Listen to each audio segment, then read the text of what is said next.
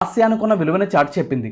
చిన్ననాటి నుంచి దర్శక్ కూడా జంధ్యాల గారు, ఈవీవి సత్యనారాయణ గారు లాంటి హాస్య కథా చిత్రాలు రూపొందించే దర్శకులంటే ఎంతో ఇష్టం. జాతిరత్నాలు తర్వాత కూడా ప్రభాస్ గారి రాధేశ్యామ్, దుల్కర్ సల్మాన్ గారి సీతారామం, సర్వానంద్ గారి ఒకే ఒక్క జీవితం, నాని గారి హాయ్ నాన్న, 35 చిన్న కథ కాదు, రామ్ చరణ్ గారి గేమ్ చేంజర్ లాంటి ఎన్నో సినిమాల్లో నటించిన ప్రియదర్శి గారికి బలగం అనే సినిమా ఆయనకి హీరోగా తొలి బ్లాక్ బస్టర్ హిట్ని అందించిందని చెప్పొచ్చు.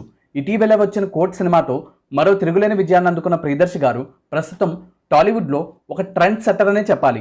హీరోగా నటించడానికి కావాల్సిన అన్ని అర్హతలు ఉన్నప్పటికీ కూడా ఒకవైపు హీరోగా నటిస్తూనే మరోవైపు ప్రధాన పాత్రలో నటిస్తూ కామెడియన్గా నటిస్తూ తన ప్రతిభను చాటుకున్న ప్రియదర్శి గారి వివాహం 2018 ఫిబ్రవరి 23న 6 ఏళ్ల పాటు ఎంతగానో ప్రేమించిన తన కాలేజ్ సీనియర్ అయిన రిచా శర్మ గారితో ఇరు కుటుంబాల పెద్దల అంగీకారంతో జరిగింది. పెళ్లి తర్వాత తన జీవితం మరింత అందంగా మారిందని పలు సందర్భాల్లో చెప్పారు ప్రియదర్శి గారి కెరీర్ మనం గమనించినా కూడా